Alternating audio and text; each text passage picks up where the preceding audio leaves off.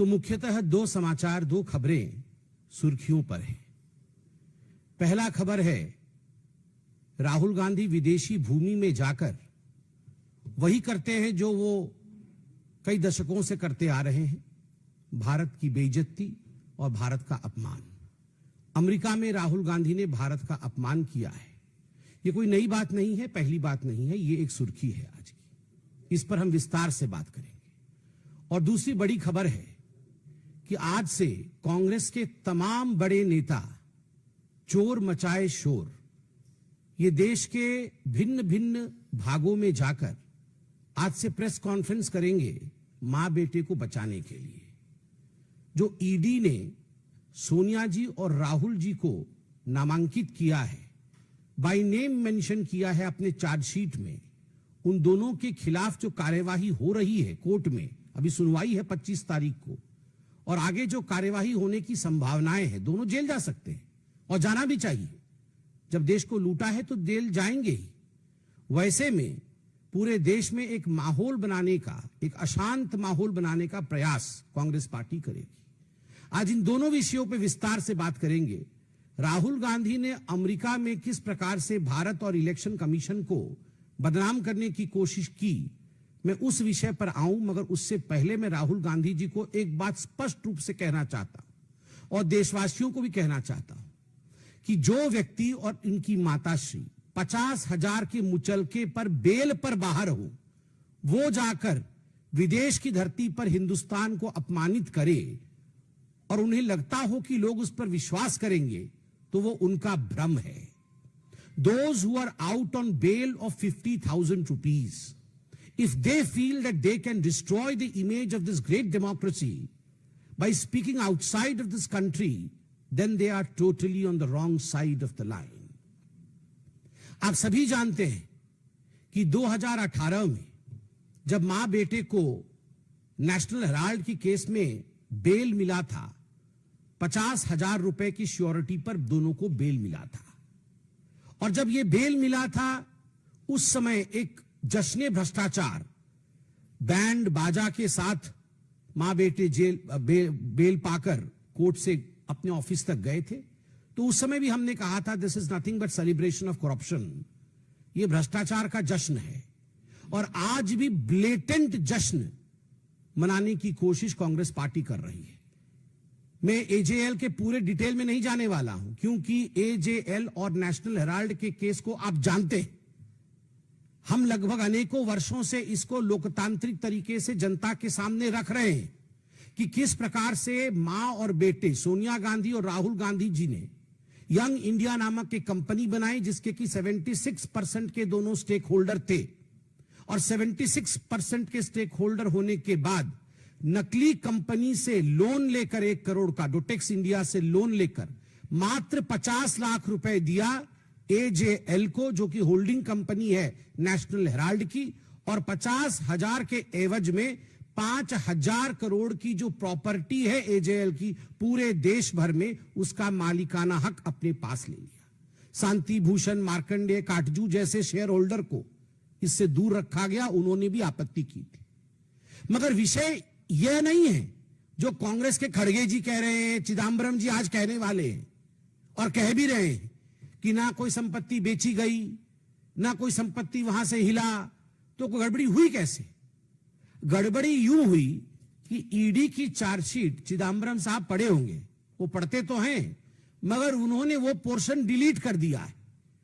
ED ने बहुत स्पष्ट रूप से कहा है कि ये जो प्रॉपर्टी है एजेएल की, चाहे वो बहादुर शाह जफर मार्ग पर हेराल्ड बिल्डिंग हो, चाहे वो लखनऊ में उनकी प्राइम लोकेशन पे प्रॉपर्टी हो, चाहे वो भोपाल में उनकी प्रॉपर्टी हो। कल माननीय अध्यक्ष जी हमारे आदरणीय जेपी नड्डा जी बहुत ही ल्यूसिड एंड सुंदर तरीके से हिमाचल प्रदेश में किस प्रकार से धांधलेबाजी चल रही है नेशनल हेराल्ड की, उस विषय को हिमाचल प्रदेश की भूमि पर ही रखा, चाहे हिमाचल प्रदेश की प्रॉपर्टी हो। इन सब प्रॉपर्टी, वो प्रॉपर्टी तो वही है, मगर ये प्रॉपर्टी को जरिया बना करके, इस प्रॉपर्टी को औजार बना करके प्रोसीड्स ऑफ क्राइम जनरेट किया जा रहा था।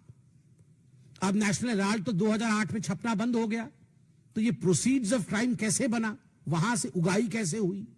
आप देखिए, एक बिल्डिंग है बहादुर शाह जफर रोड में, और एक अखबार वहां पहले छपती थी। तो इन्होंने क्या किया, बोगस एडवर्टाइजमेंट, हम नेशनल हेराल्ड में एडवर्टाइजमेंट देंगे और उस एवज में 38 करोड़ रुपया जो है ये मां बेटे ने ले लिया। 38 करोड़ रुपए मां बेटे ने लिया है बोगस एडवर्टाइजमेंट के लिए। क्या एडवर्टाइजमेंट ना, हम नेशनल हेराल्ड में एडवर्टाइजमेंट देंगे। जब लिस्ट देखा ईडी ने तो किसका एडवर्टाइजमेंट है, कोई गुड्डू सिंह है, कांग्रेस पार्टी का कोई छोटा सा नेता है, और उसने बोला है मेरे बेटे के जन्मदिन की बधाई मैं दूंगा उस पेपर में, और किसी ने बोला है मैं सोनिया जी के जन्मदिन की बधाई दूंगा, उसके लिए मैं 50 लाख रुपए देता हूं। अरे जब पेपर ही छप नहीं रहा है तो एडवर्टाइजमेंट कहां दोगे? तो ये जो बोगस एडवर्टाइजमेंट है उसके नाम पर 38 करोड़ रुपया लिया है। ठीक उसी प्रकार बोगस डोनेशन कि हम नेशनल हेराल्ड के लिए डोनेशन देना चाहते हैं, और कई लोगों ने डोनेशन दिया है। एक बहुत बड़ी लिस्ट बना करके 18 करोड़ रुपए डोनेशन का जनरेट किया, मगर जब डोनर लिस्ट देखा गया तो लिस्ट ही नहीं है। किसने दिया भैया ये डोनेशन? जब अखबार ही नहीं छप रहा है तो काहे का डोनेशन? तो 18 करोड़ रुपए बोगस डोनेशन आपने लिया है। और बोगस एडवांस रेंट, बिल्डिंग है नेशनल हेराल्ड की बहादुर शाह जफर मार्ग पे, सबसे बड़ी बिल्डिंग है। हम रेंट लेंगे इस बिल्डिंग में, कल से हम यहां पर कॉमर्शियल एक्टिविटी शुरू करेंगे, यह करके लगभग अनेकों कंपनियों ने 38 करोड़ रुपए डोनेट कर, मतलब एडवांस रेंट दे दिया कि हम अगले महीने से वहां अपना कॉमर्शियल गतिविधि आरंभ करेंगे। मगर किसी प्रकार का कॉमर्शियल गतिविधि वहां नहीं है। जब चेकिंग किया गया तो ये जो 18 करोड़ रुपए का बोगस डोनेशन है, ये जो एडवांस रेंट है 38 करोड़ रुपए का, और जो 29 करोड़ का बोगस एडवर्टाइजमेंट है, ये सारे पैसे कहां गए? कुल मिलाकर के ईडी कहती है ये प्रोसीड ऑफ क्राइम्स जो है ये 988 करोड़ का है।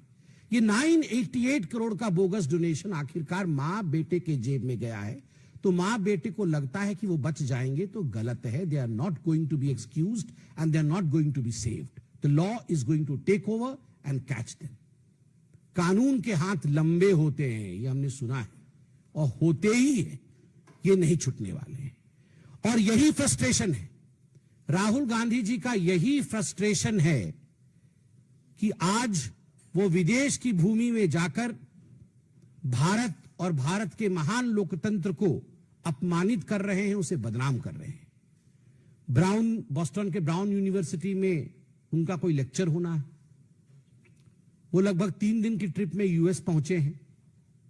और विडंबना देखिए, जब यूएस के उपराष्ट्रपति भारत में है, उस समय यूएस की भूमि में जाकर भारत को अपमानित और भारत के लोकतंत्र के खिलाफ कहना, यह आदत ऐसी ही है कांग्रेस पार्टी की। आप याद करिए, जब कॉमनवेल्थ हो रहा था उस समय भी यूएस में जाकर, और उस समय भारत में भारत के खिलाफ राहुल गांधी और उनकी तमाम जो उनके नेतागण हैं वो कह रहे थे। राहुल जी अमेरिका में जाके इलेक्शन कमीशन को कॉम्प्रोमाइज्ड बताते हैं। वो कहते हैं कि महाराष्ट्र के चुनाव में जिस प्रकार का मतदान हुआ वो एक तरह से फर्जीवाड़ा था। महाराष्ट्र में भारतीय जनता पार्टी को और उनके अलाइज को जीतना नहीं था, और कहीं ना कहीं इलेक्शन कमीशन ने हमारे साथ समझौता किया। मैं राहुल जी से पूछना चाहता हूं, राहुल जी झारखंड भी तो उसी समय चुनाव हुआ था, क्या आपने इलेक्शन कमीशन के साथ झारखंड में समझौता किया था? आप एक बार सोरेन जी से पूछिए, क्या उन्होंने समझौता किया था इलेक्शन कमीशन से? प्रियंका वाड्रा उसी चुनाव में जो बाई इलेक्शन हुए थे, उसी समय उसी कालखंड में जो बाई इलेक्शन हुए थे, उस बाई इलेक्शन में वो जीत के सदन में आई पैलेस्टाइन का बैग टांग करके। आप बताइए, क्या प्रियंका वाड्रा ने रॉबर्ट वाड्रा की मध्यस्थता से इलेक्शन कमीशन के साथ कोई कॉम्प्रोमाइज किया तभी उसकी जीत हुई, या वो अपने मेहनत पर जीत कर आई? आप ये बताइए कि 240 सीट जब भारतीय जनता पार्टी को विगत लोकसभा 2024 के लोकसभा में जब हमें 240 सीट और आपको 99 सीट मिली, तो आपने पूरे देश में और सदन में भी डिंडोरा पीटा कि ये भारतीय जनता पार्टी की हार है और ये कांग्रेस पार्टी की जीत है। तो was the election commission compromise then? आपने ये जो जश्न मनाया था, क्या हम कॉम्प्रोमाइज थे? और ठीक उसी प्रकार महाराष्ट्र में लोकसभा में हमें 9 सीटें मिली और आपके गठबंधन को हमसे अधिक मिली थी। तो was the election commission compromise then by you? केवल इतना ही नहीं, आपने सामने बैठा करके सदन में अयोध्या सीट हम हार गए, इस प्रकार से आपने पूरा सेलिब्रेशन किया। क्या इसके पीछे आपका किसी प्रकार का कॉम्प्रोमाइज था इलेक्शन कमीशन के साथ? किस प्रकार से यह संभव हुआ? क्योंकि भारत में आज फ्री एंड फेयर इलेक्शन होता है, भारत में आज सजीव लोकतंत्र है, इसी कारण यह संभव हुआ। विदेश की भूमि में जाकर भारत पर इस प्रकार हमले करने वाला राहुल गांधी याद रखे कि वो 50,000 की बेल पर बाहर है, वो गुनहगार है, वो भ्रष्ट है, उसने चोरी की है, डकैती की है। नेशनल हेराल्ड का केस चोरी का केस नहीं है, डकैती का केस है। 5,000 करोड़ की प्रॉपर्टी का मात्र 50 लाख रुपए देकर और 440 करोड़ रुपए का इनकम टैक्स गबन करके उसे चोरी और भ्रष्टाचारी नहीं कहते हैं, वो डकैती होती है। मां बेटे ने डकैती की है और डकैती करने के बाद इनकी इतनी हिम्मत है कि विदेश की भूमि में जाकर आप हिंदुस्तान के लोकतंत्र के ऊपर उंगली उठाते हैं। राहुल गांधी, आपसे नहीं हो पाएगा हिंदुस्तान में राजनीति, तो जाकर के किसी और देश से चुनाव लड़िए, मगर जिस थाली में खाते हैं अगर उस थाली में आप छेद करेंगे तो आप देशद्रोही कहलाएंगे। You are a traitor.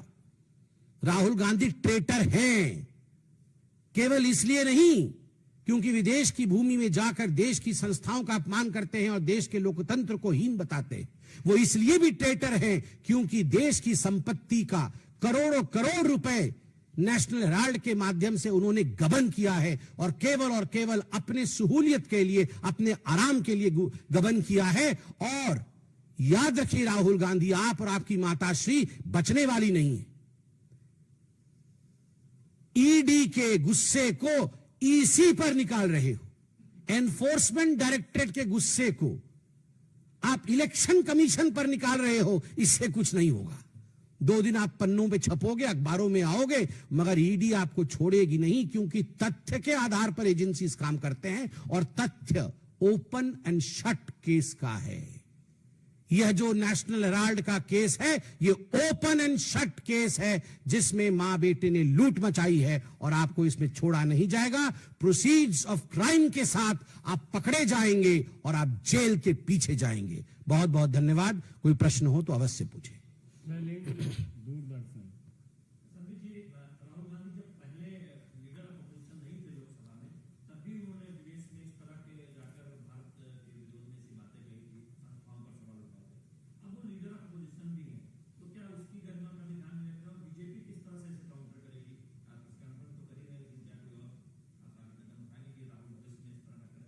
देखिए, वो लीडर विथ